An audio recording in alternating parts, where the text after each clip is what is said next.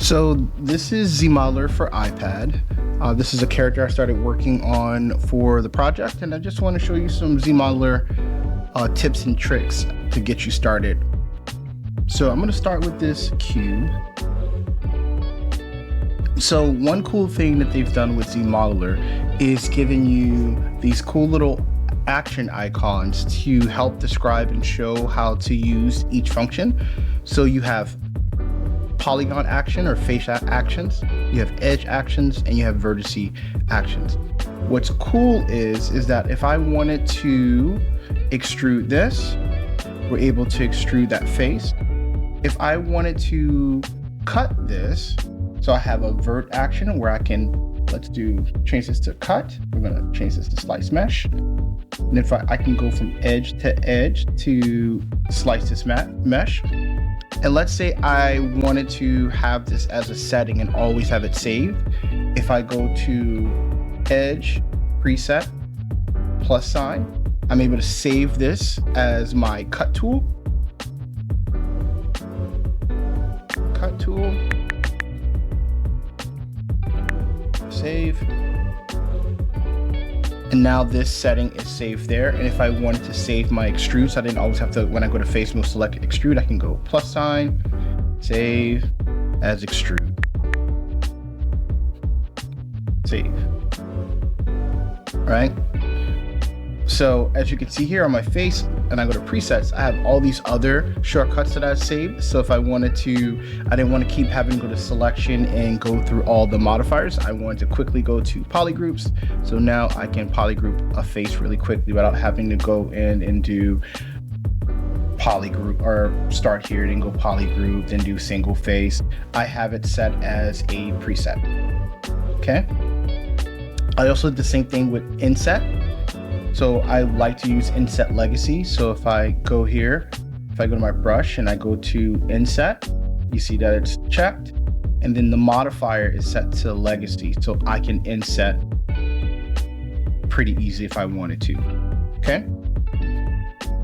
So another cool thing about having ZModeler on iPads that you can retopologize something, which is super dope.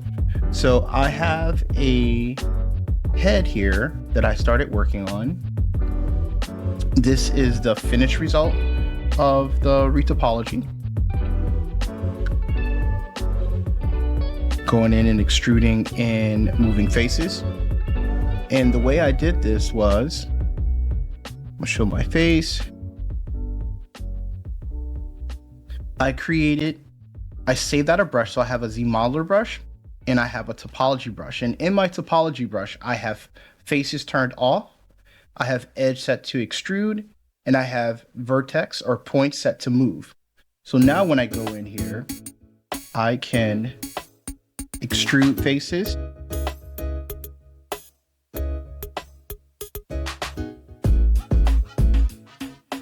And if you find that you can't see your model, you can go to transparency.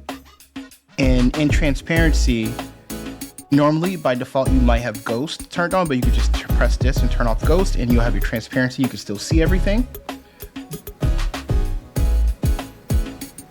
right?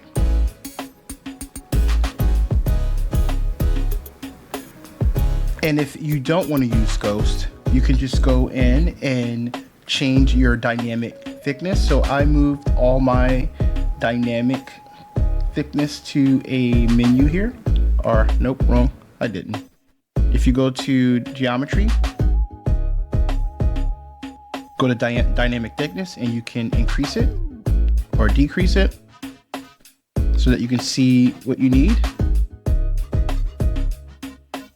But I typically like to just use the transparency mode.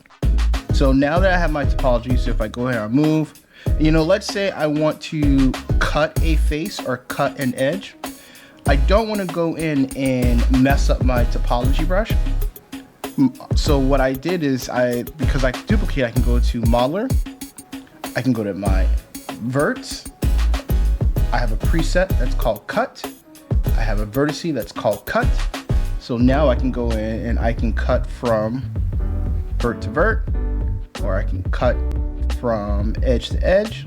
And what's also cool about having it on the modeler, I can also go to my preset and I can just go to insert. I want to insert a loop. Now I can insert my loop, and I did not have to go in and edit and mess up my Retopology brush. So hopefully that was a cool tip that can help you use ZModeler for retopologizing. And you can make quick and easy work of your model this way. All right, peace.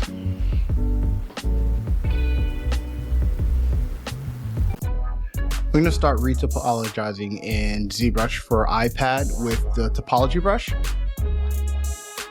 Normally I would start with a single-sided polygon, but I thought it'd be cool to quickly get in there and use the Topology Brush to get started. So I'm just going in and creating my loops at this point.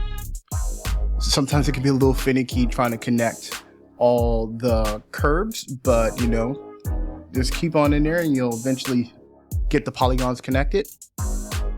And I'm making sure I'm going over all the important parts where deformation would happen. Going over the nasal fold. And I'm making my loops around the lips. Just gonna quickly draw it out. One thing I find that you cannot use symmetry when using this brush. It just causes issues and errors, so it's good to just turn it off. It's important that you connect each curve together to make sure things connect.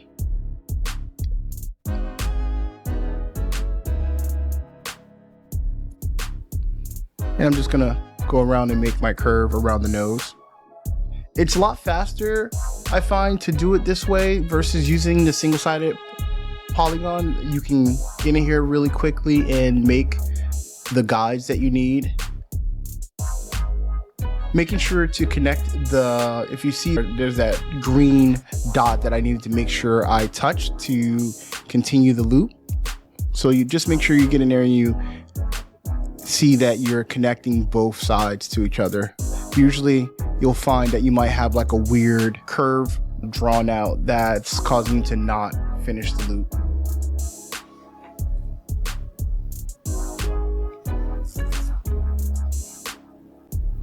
As you can see here, just deleting some curves and redrawing them in.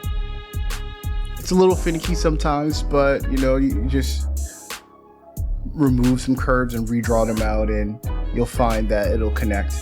Again, this is still a lot faster than using a single-sided polygon to start. So I'm creating a polygon here that I can use for later, so I don't have to insert another one.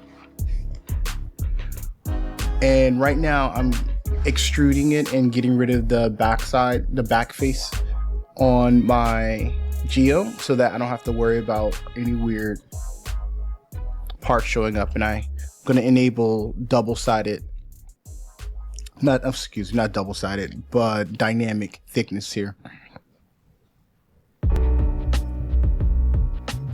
Mirror and weld.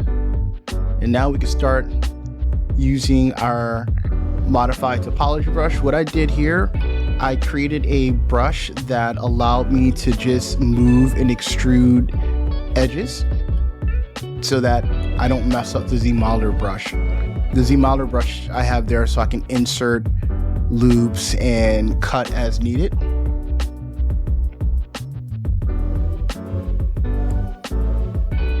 Just looking at the edge flow. Here I use my ZModeler brush and move back over to my topology brush that I made. Went to transparent mode so I can grab the edges and move them to get them to pop onto the surface. If you haven't had a chance to look at my quick start video for ZModeler, check that out so you can see the settings and how I made the brush. I'm getting rid of some loops that I don't need here.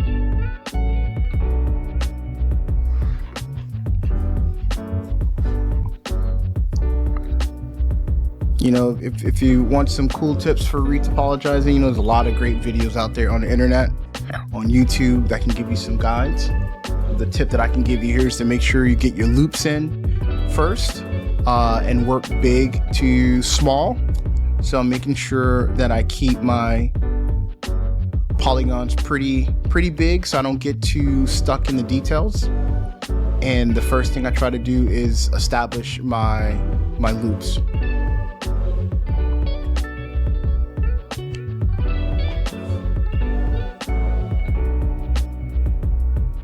Gonna connect here, the bridge of the nose. I'm gonna get this forehead loop in. You know, now I want to make sure I'm making sure I add a single-sided face here. So this is the method I was telling you before about adding a single-sided face, because I'm going to establish the loop around the ear. And I like to put this loop in first so that no matter what I do, I make sure I don't carry all the geo that I'm going to put in the ear throughout the rest of the head. So it's kind of like a wall that I create to make sure that I stay within it. I'm just going to extrude the sides here. When you merge down your geo, you have to reestablish your dynamic thickness. It gets erased whenever you add geo to it, so I have to reestablish that. And I'm just going in and extruding the edges and moving the verts, establishing my loops. And I do this to make sure that no matter what, I am not carrying any edge loops around. So fast forward a little bit. I did quite a bit of work. Did the ear, extruding the geo around the neck. And a lot of this is just what I was showing you earlier, just extruding faces, moving edges, making sure I'm snapping everything to the surface, using transparent mode to see everything.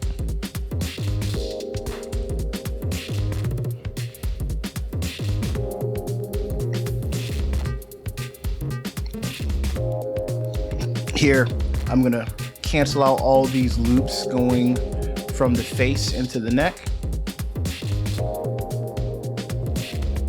I'm just gonna establish a loop going underneath the chin so we know to cancel these things out so we don't carry it all the way through.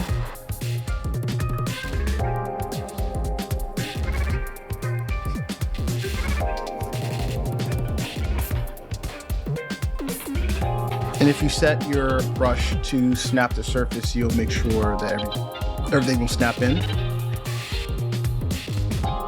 At this point, I complete everything, and it was a pain in the neck to try to get the geo to close in the eyes and the nose. So what I quickly did is went to my quick menu and I closed holes.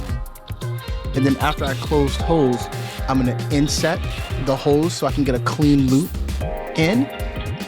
And then I'm going to not retopologize, but I'm going to connect and stitch the verts to get rid of any weird verts there so I can have a clean edge. So what you're seeing here, poly grouping, auto poly grouping to make sure all the exposed islands get different groups, and then I'm going to mirror it over.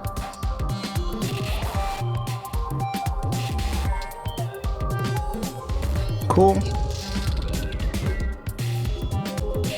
And I'm going to inset the polygon so I can get a nice clean loop around.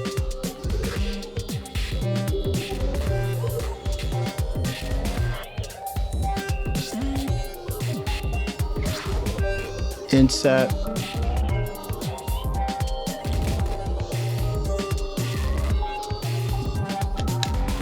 And what I end up doing is changing it to inset legacy, so I can get a cleaner loop around.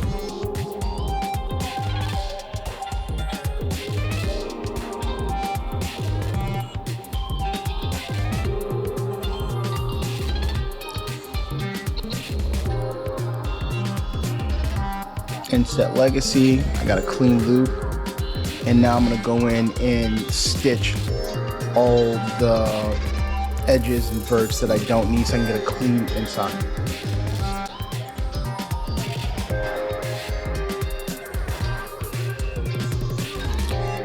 And I'm doing all this with the ZModeler brush and not my topology brush. Just going in, making sure that I have that clean loop, because eventually what I'm going to do is I'm going to end up masking the inside in and pulling it inward so I get a deeper eye cavity.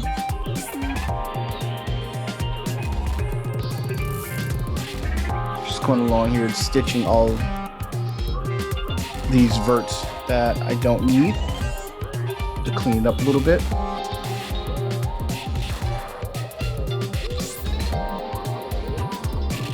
And for anyone that's new to using ZBrush, ZBrush's welding tool is called Stitch, and it allows you to connect two verts. So you would click one vert and click the other, and then you'll stitch it in. And throughout this whole process, I do a lot of mirroring to make sure I get both sides the same. And here, I'm just masking the eye, the inner eye part of that triangulated geo to bring it in, and allowing the inset that I did be the clean loop around the inside the eye. And then I'm going to add a loop closer to the lid to make sure I can keep that geo there.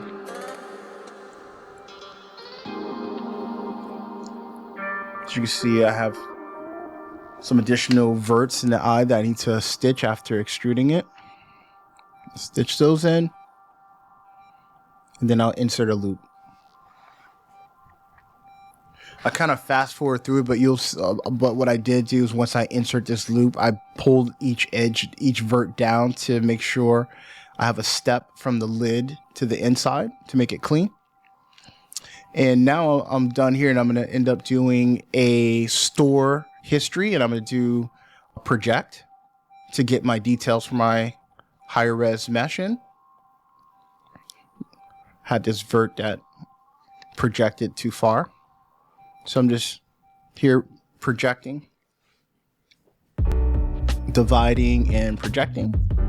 And I'm masking the inside of the eye cavity so it doesn't fly everywhere. And I'm smoothing out any weird verts that are showing up. Smoothing around the ear. And in this process, I'm just dividing, masking the inner eye part so it doesn't project weird, and masking and so on and so forth. Cleaning up some of the weird jaggies I'm getting around the neck as I project, because the original mesh didn't have clean edges there. Just rinse and repeat, masking, projecting. And the best thing about doing a manual topology versus a ZRemesher, this model ended up being 2,000 verts or 2,000 polys, and I was able to get the silhouette of the mouth, the nose, and the eyes. And I'm gonna do a demo of just doing a ZRemesher so you could see that, you know, even if I ZRemesher the model to 2,000, you lose out on all the details of the face.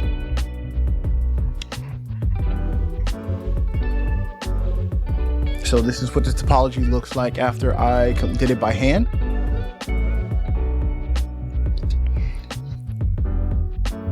I'm gonna ZRemesher this really quickly to see what I can get it to. I'm duplicating it. I'm selecting half and ZRemeshing it. And then what I realized here is that when I ZRemeshed, I didn't have symmetry on, so I'm gonna turn on symmetry and do half and ZRemesh again.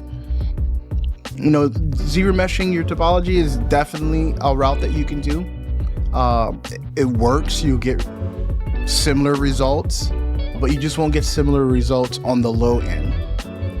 And what's great about the hand topology, I know where the face, where each edge is, where I can create my UVs, where things are going to cut. ZRemeshing is to the same number as the hand. This is the same 2,000, as you can see. Same 2,000 verts, and I lose out on the eyes and the nose and the mouth. Just trying to demonstrate the benefit here of just doing it by hand. And what's great that now that you're on the iPad, you just, sit back, watch a little TV, and create some manual topology. It's relaxing. It's my crossword puzzle of choice. But just like and subscribe on the Stylist League, and follow us for great iPad content, great ZBrush content. We'll see you in the next one. Appreciate it.